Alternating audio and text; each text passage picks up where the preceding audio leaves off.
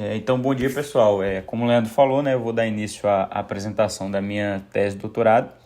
que tem como título Análise de gatilhos de liquefação estática em barras de rejeitos, da ruptura à descaracterização. Bem, esse tema, né, ele surge no contexto em que a liquefação ela tem sido um dos principais mecanismos de ruptura das barras de rejeitos. Nós tivemos aí casos recentes, né, históricos, como Fundão em 2015, CAIDA em 2018 e Brumadinho em 2019. O que todas essas rupturas tiveram em comum é que elas ocorreram pelo mecanismo de liquefação e em barragens alteadas pelo método amontante, que tem sido verificado, né, o método mais vulnerável à ocorrência desse tipo de fenômeno. Por conta disso, a ANM em 2022 ela lançou a Resolução 95, que proibiu, né, a construção de barragens alteadas pelo método amontante e também estabeleceu a necessidade de descaracterizar as barragens existentes que foram construídas por esse método, ou seja, remover as características de barragens alteadas para montante. Nas análises de liquefação, nós temos alguns problemas que surgem. Por exemplo, atualmente nós temos uma ampla gama de modelos construtivos que são capazes de simular o fenômeno da liquefação, como o CASM, o Norcend, o Sansend, entre outros. Então, a primeira questão é quanto que a escolha do modelo construtivo ela tende a afetar a análise. O segundo ponto é que, usualmente, né, nós temos muitos trabalhos sendo realizados para retroanalisar rupturas, mas nós ainda temos pouca experiência em análises buscando aí as intervenções de descaracterização. Então, será que é possível descaracterizar uma estrutura em uma condição iminente de ruptura?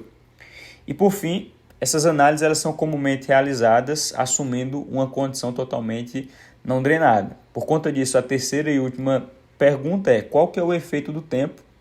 na deflagração do gatilho das obras de descaracterização.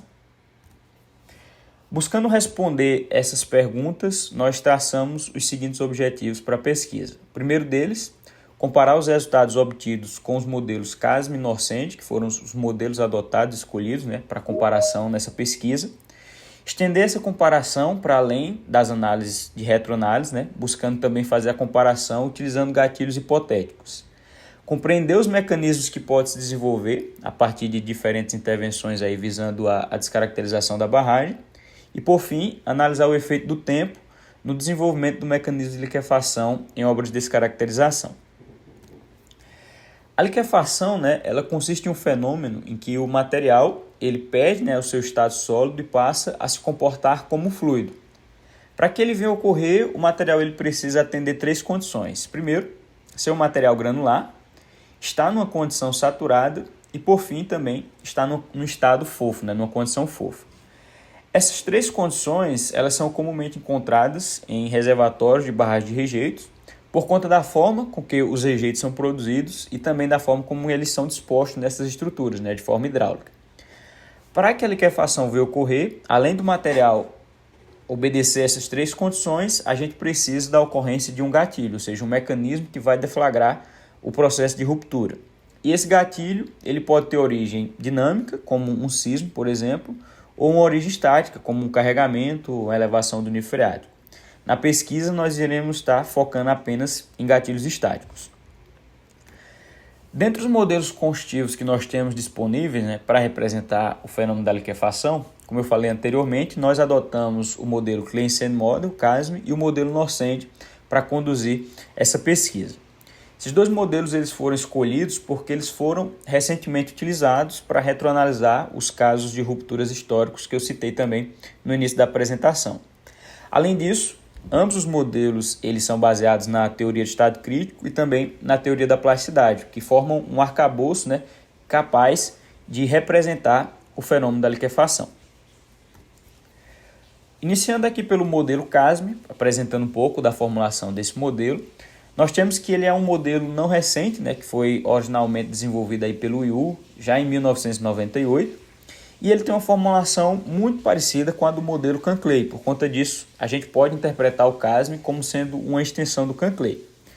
Por exemplo, quando a gente olha, né, a superfície de plastificação adotada no modelo CASM, ela tem um formato muito similar ao do Canclay, sendo incorporado os parâmetros N e R, né, que alteram o formato dessa superfície, promovendo assim alterações nas resistências de pico e residual representadas pelo modelo. Além do endurecimento, ela é igual ao do modelo Canclay. Nós temos que o endurecimento é dado pelas deformações plásticas volumétricas. E a função potencial plástica já é uma mudança, né, mais recente, proposta aí pelo Arroyo e Renz em 2021, onde foi adotado uma função potencial plástica diferente da superfície de plastificação, ou seja, o modelo tem uma lei de fluxo não associado, e a incorporação de um novo parâmetro M, que está diretamente relacionado ao valor do K0 representado pelo modelo em condições de compressão endométrica. O modelo Nocente, por sua vez, ele também não é um modelo recente, né? Ele foi proposto aí em 1993 pelo Jeffreys, e ele também possui algumas similaridades com o Canclay. Por exemplo, o formato da superfície de plastificação também é muito similar. Mas nós temos a incorporação do conceito da condição imagem, onde nós temos a substituição do M na condição do estado crítico para o M na condição imagem e a tensão de pré-adensamento pela tensão média na condição imagem.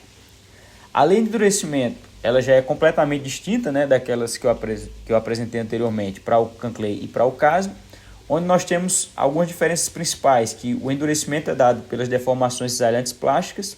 e nós temos também a incorporação de outros parâmetros, como o módulo de endurecimento plástico. A função potencial plástica ela é idêntica à superfície de plastificação, então o modelo ele adota, né, uma lei de fluxo associada. A metodologia dessa pesquisa ela foi dividida em duas frentes. A primeira delas, né, buscou aí a comparação entre os modelos CASM e Nocente. Para isso, inicialmente foi necessário a implementação do modelo construtivo CASM no programa Plaxis. Isso foi feito porque no início da pesquisa, o CASM ele ainda não estava disponível comercialmente nos programas, e o Plaxis, né, que foi o programa adotado aí para a realização da pesquisa, ele foi implementado nesse programa. Seguindo, nós realizamos a retroanálise do caso e esse caso ele foi adotado porque nós temos muitos dados disponíveis na literatura e esses dados eles foram obtidos a partir de 2 painéis de especialistas que analisaram com os modelos construtivos de interesse e chegaram a conclusões diferentes, né? Nós tivemos o Robertson em 2019 analisando esse caso com o modelo Nocente e o Arroyo e Renz em 2021 analisando, aplicando o modelo CASM. E por fim, nós também realizamos, né, a análise de vulnerabilidade a partir da aplicação de gatilhos hipotéticos, seguindo uma metodologia proposta mais recente aí pelo Ledesma e coautores em 2024. A segunda parte da pesquisa focou então nas análises de descaracterização, onde a gente tomou o modelo calibrado para a retroanálise da ruptura e realizou algumas intervenções buscando verificar quais seriam os mecanismos de rupturas que poderiam emergir a partir de diferentes estratégias de descaracterização. E além disso também analisar o efeito do tempo, comparando análises realizadas totalmente não drenadas com análises considerando o acoplamento hidromecânico e assim o efeito, né, da transiente, né, do efeito da incorporação do tempo e a possibilidade de dissipação dos excessos de poro-pressão. O primeiro passo, como eu falei, né, nós realizamos a implementação do modelo construtivo CASM no Plaxis. Isso foi feito porque a gente não tinha esse modelo construtivo ainda disponibilizado. E para verificar se essa implementação ela foi realizada de uma maneira correta, né, ou seja, se a gente não teria bugs e também se a formulação estava implementada corretamente, de forma com que o comportamento do material fosse bem representado, nós realizamos uma série de ensaios de laboratório, simulações, né, de ensaios de laboratório em diferentes trajetórias, como por exemplo, compressão triaxial, extensão triaxial, em condições drenadas, não drenadas e também em condições variando o efeito do tempo para observar aí a questão da dissipação dos excessos de poro-pressão e sempre que possível comparando, né, esses resultados com dados publicados na literatura para verificar se realmente o modelo estava implementado da forma correta. Então, esse processo de implementação e verificação deu origem ao primeiro artigo publicado da pesquisa, que foi publicado no último Thales e Manuesse em 2024. O modelo CASM ele também não possui ainda uma metodologia bem definida para calibração. Visando preencher um pouco dessa lacuna, ao longo da pesquisa também foi proposta metodologias de calibração do modelo CASM que pudessem ser utilizados com um viés mais prático, ou seja, para isso nós desenvolvemos aí equações analíticas que possibilitam, né, uma calibração, digamos, mais rápida por ser um processo mais direto. E a base, né, dessas calibrações consiste em relacionar a resistência não drenada de pico com o parâmetro N e a resistência não drenada residual com o parâmetro R. Essas metodologias elas foram publicadas também em outros 2 artigos. Um é publicado também no último Tales in Minor Waste e um outro artigo publicado na revista Canadian. E aqui nós observamos uma comparação, né, entre a calibração do modelo CASM, seguindo a metodologia proposta, com dados de ensaios laboratoriais de um rejeito de minério de ferro. A configuração do modelo, nós realizamos, né, análises com uma malha composta por aproximadamente 20, o histórico, né, da construção da estrutura. Nós trouxemos também dados de laboratório realizados em amostras do material da barragem. O que nós observamos é que ambas as calibrações elas não convergem entre si e também não são exatamente representativas dos dados de laboratório. Esses resultados eles são esperados principalmente porque o objetivo da calibração é representar o comportamento do material em campo. Então, as amostras ensaiadas em laboratório não necessariamente são representativas dessa condição. E por essa necessidade, né, de representar a condição de campo, as calibrações elas também estão sujeitas a interpretações de ensaios indiretos, ensaios in situ, que por conta disso, né, devido a essa diferença de interpretação, faz com que as calibrações elas tenham, né, essa distinção, especialmente aqui para os rejeitos grosseiros e rejeitos misturas, enquanto que para os rejeitos finos nós temos um comportamento similar, entretanto ainda com diferenças nas resistências residuais. Com a simulação do processo de construção, ou seja, até a condição antes, né, da ocorrência da ruptura, antes da simulação do gatilho, nós realizamos a comparação dos campos de poro-pressão com dados disponibilizados antes da ruptura da estrutura, como dados de piezômetros e ensaios de dissipação. Nós observamos que os campos de poro-pressões representados no modelo, eles se adequam muito, né, bem aos resultados de campo, fazendo com que nós tenhamos maior confiabilidade na representatividade, né, desse campo de poro-pressão. Em termos dos estados de tensões, o que nós observamos é que antes da ruptura já se tinha uma região com a maior mobilização das tensões, formando aqui uma potencial superfície de ruptura global. Essa região, como a gente vai ver, ela é exatamente onde os principais mecanismos de ruptura se desenvolvem. Para retroanalisar a ruptura, inicialmente adotando o modelo CASM, nós seguimos a mesma hipótese adotada por Arroyo e Hens. Então, o objetivo da simulação foi verificar se a liquefação localizada em uma região pontual, né, e pequena comparada ao tamanho da estrutura, poderia se propagar e desenvolver um mecanismo de ruptura global.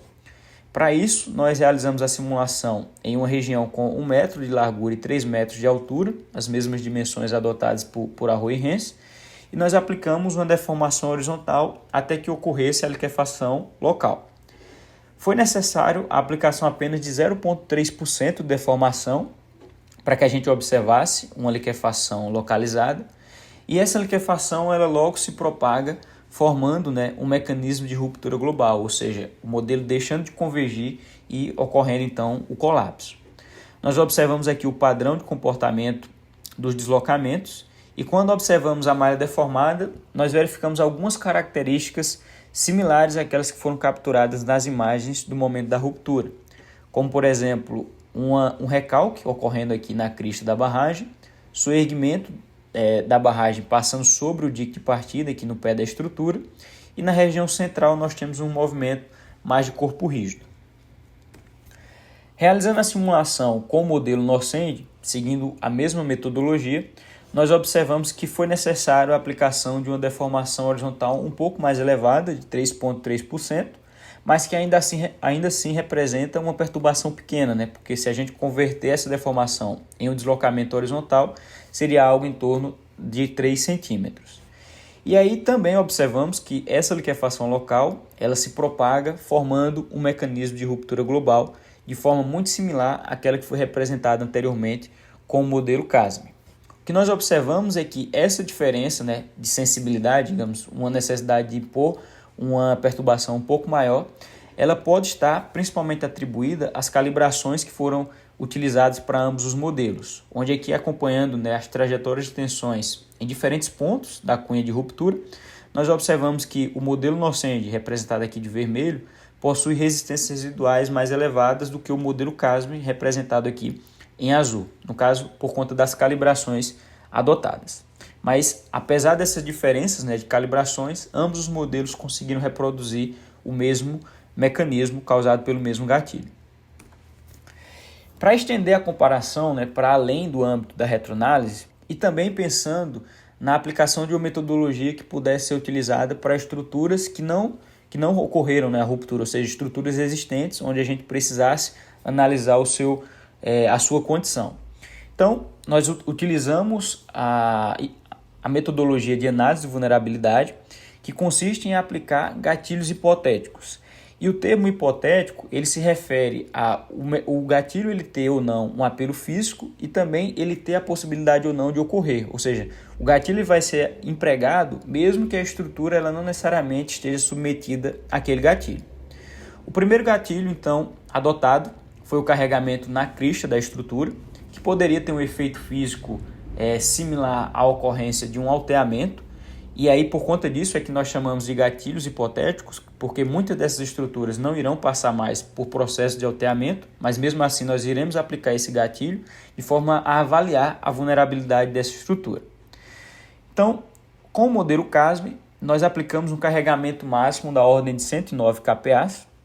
que pode ser convertido a uma altura equivalente de aterro, utilizando o peso específico dos rejeitos, da ordem de 4 metros. E o que nós observamos é que com a aplicação dessa carga, nós temos também o desenvolvimento de um mecanismo de ruptura muito similar ao que ocorreu anteriormente.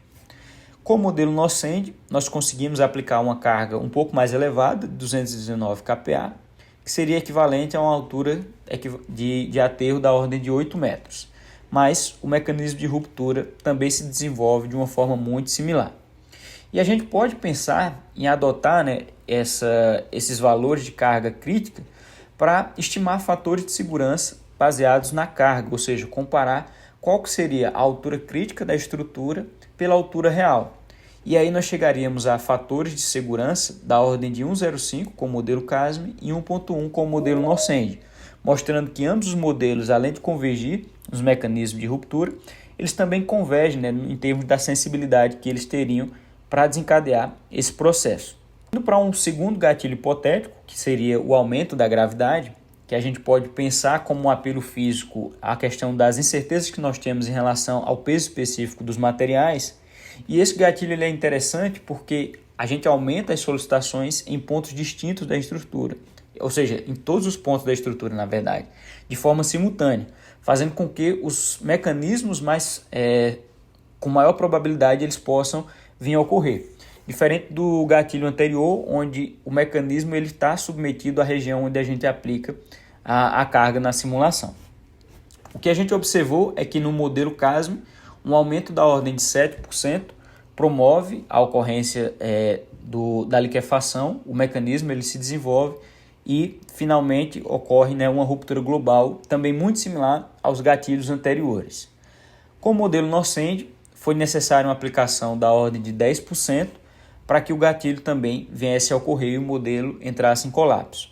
Interessante é que o desenvolvimento dos mecanismos eles são muito similares em ambas as simulações, ou seja, nós tivemos aqui duas superfícies iniciais se desenvolvendo em ambos os modelos e finalmente na condição final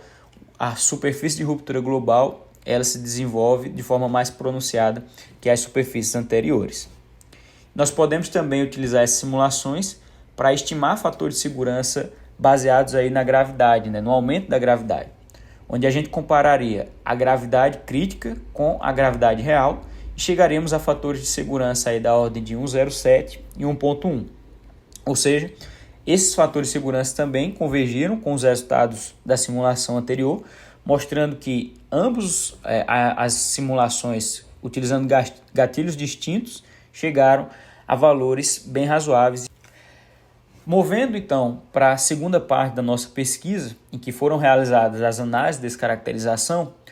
e para isso nós desenvolvemos alguns modelos conceituais que foram baseados, né, em projetos reais, em metodologias que estão sendo propostas realmente para estruturas alteadas pelo método da montante.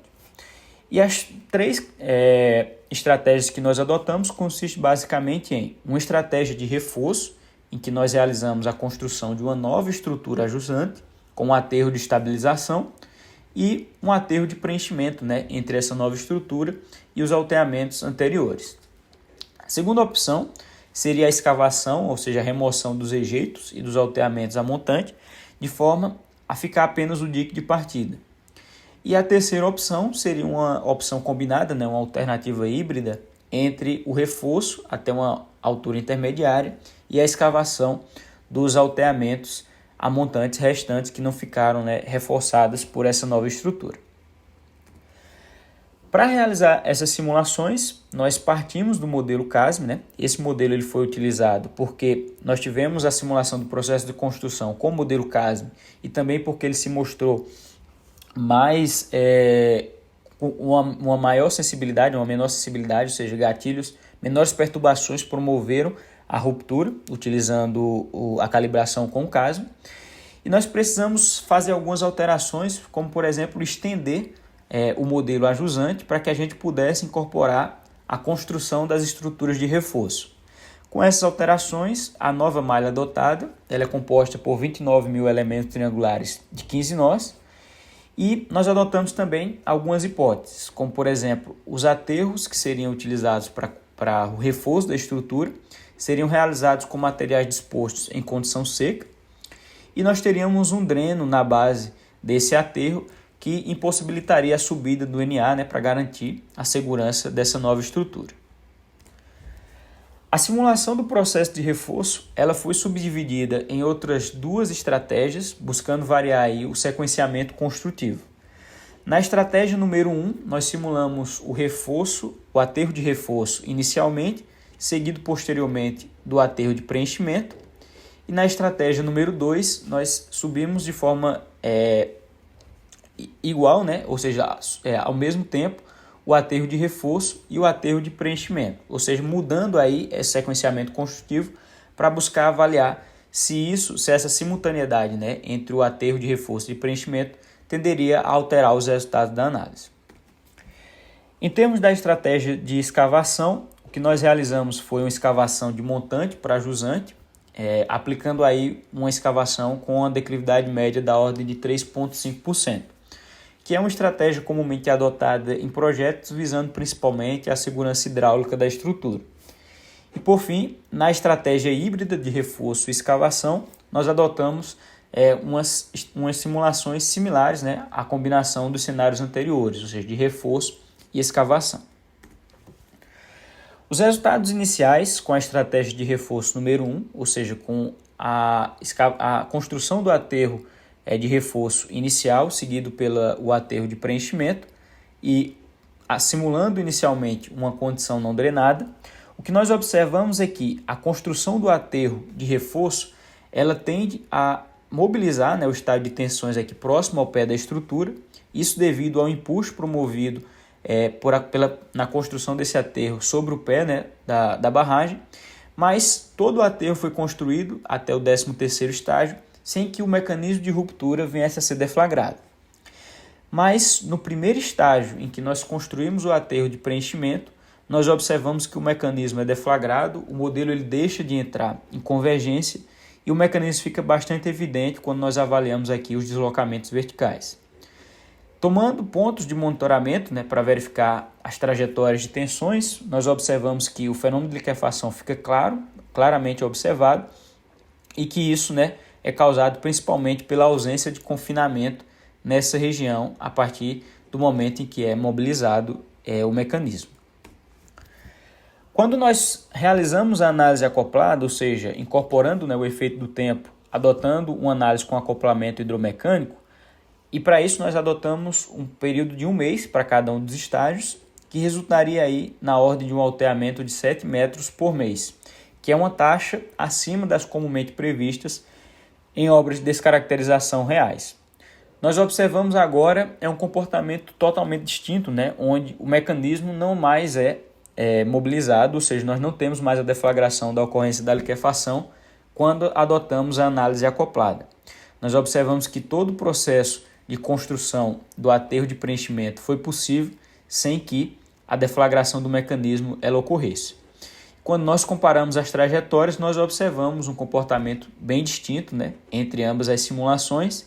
e destacando aqui que entre o estágio inicial e o estágio 13, que seria a construção do aterro de reforço, nós tivemos pequenas perturbações no estágio de tensão, isso porque a estrutura ela se apoia apenas no dique de partida, mostrando assim que a geração dos excessos por pressão elas possuem, né, um ponto muito importante para a geração do mecanismo e que a consideração do tempo, mesmo com uma taxa elevada, já faz com que o mecanismo não venha a ocorrer. Na estratégia número 2, onde a gente realizou a simulação, né, da construção do aterro de reforço e de preenchimento de forma simultânea, iniciando aqui com a hipótese na condição não drenada, nós observamos que o mecanismo ele começa a ser mobilizado de forma similar à que ocorreu anteriormente, mas que agora, devido ao aumento de confinamento promovido pelo aterro, né, de preenchimento,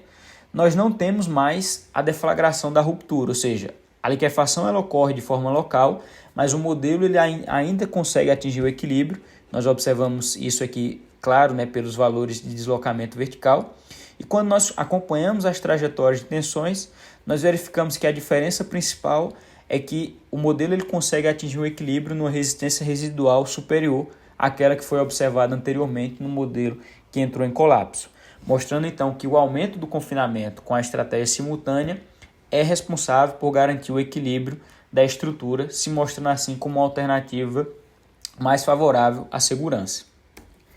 Quando nós realizamos a análise acoplada, nós também não observamos novamente a ocorrência da ruptura, né, adotando uma taxa de disposição similar àquela que foi apresentada anteriormente, e as trajetórias de tensões elas acabam ficando muito similares, independente do sequenciamento construtivo. Isso porque, como a gente observou anteriormente, a construção do aterro de reforço ele acaba não produzindo, né, mudanças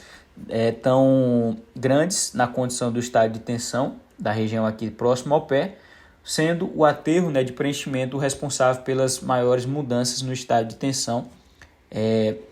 dessa região. Realizando a simulação da escavação, iniciando aí também com a abordagem, né, do análise não drenada, o que nós observamos é que o mecanismo ele é deflagrado já no primeiro estágio da simulação da escavação. Quando nós realizamos a primeira etapa da escavação, nós observamos um mecanismo surgindo nas camadas superficiais dos rejeitos e se propagando, né, para as camadas mais profundas, formando um mecanismo de ruptura global. Outras superfícies elas vão se formando, como por exemplo uma superfície mais próxima ao pé,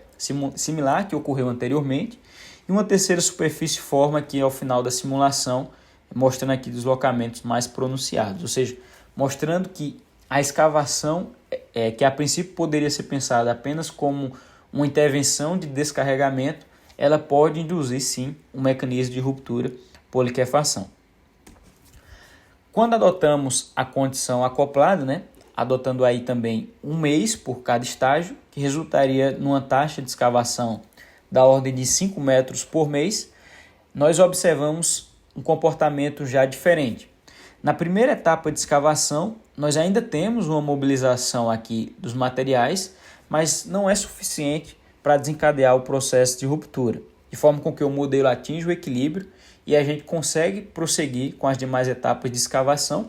e a partir daí o que nós observamos é um estágio de tensão cada vez menos mobilizado, mostrando então que o estágio inicial da escavação tende a ser, né, o estágio mais perigoso para a ocorrência de um gatilho. Comparando as trajetórias de tensões da simulação não drenada com a simulação acoplada, nós observamos as diferenças, né, entre ambas as simulações, e aqui fica evidente que, analisando os resultados da análise acoplada, que o estágio inicial é o único estágio que promove um aumento do estado de tensão, acompanhando aqui as trajetórias no ponto A, né, que foi a região em que o mecanismo iniciou, né, a ruptura na condição não drenada. E a partir daí, nós temos os demais estágios de escavação desmobilizando esse estado de tensão, fazendo com que a estrutura se encontre cada vez mais numa condição segura. Na estratégia híbrida, né, de reforço e escavação, nós já não adotamos mais uma análise acoplada, porque ficou evidente, a partir das simulações anteriores, que adotando uma estratégia de reforço e de escavação com análise acoplada, seria possível realizar essas intervenções sem a deflagração do gatilho. Então, nosso objetivo com a estratégia híbrida foi verificar qual que seria a altura mínima de reforço para que a gente pudesse realizar a escavação adotando a condição não drenada e o gatilho ele não viesse a ser deflagrado. Então, para isso, nós realizamos o primeiro teste, né, simulando a construção do reforço até a cota 899, que coincide com a cota em que nós tivemos um recuo dos alteamentos a montante, ou seja, nós tivemos uma descontinuidade, né, desses alteamentos, e a partir disso nós realizamos a simulação da escavação. O que nós observamos é que um mecanismo de ruptura muito similar à condição sem reforço, ele acaba emergindo, sendo que a diferença principal é que ao invés, né, do mecanismo ele sair sobre o dique de partida, ele agora tende a sair na região onde nós temos o recuo, ou seja, a região que não foi reforçada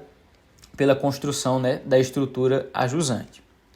Então, nós elevamos um pouco mais o nosso reforço até a cota 910,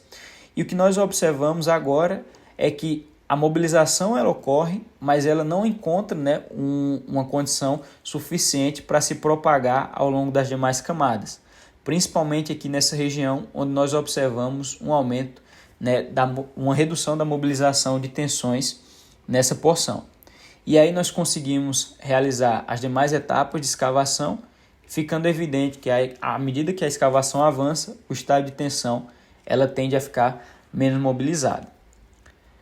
E aí, comparando, né, as trajetórias de tensões dessas duas simulações e também com a simulação na condição sem reforço, o que nós observamos é que a mudança do reforço da cota 899 para 910, ela não muda muito o estado de tensão em praticamente nenhum dos pontos, né, que a gente monitorou, com exceção do ponto C, onde nós tivemos aqui uma redução da mobilização devido a essa elevação, né, do reforço. E é exatamente essa região que faz com que o mecanismo não encontre condições para se propagar, fazendo com que nas demais etapas nós tenhamos a desmobilização, mostrando então assim que avaliar qual que seria a cota mínima também é um aspecto importante e a gente precisa promover confinamento suficiente para que o mecanismo ele não encontre, né, condições para se propagar na estrutura.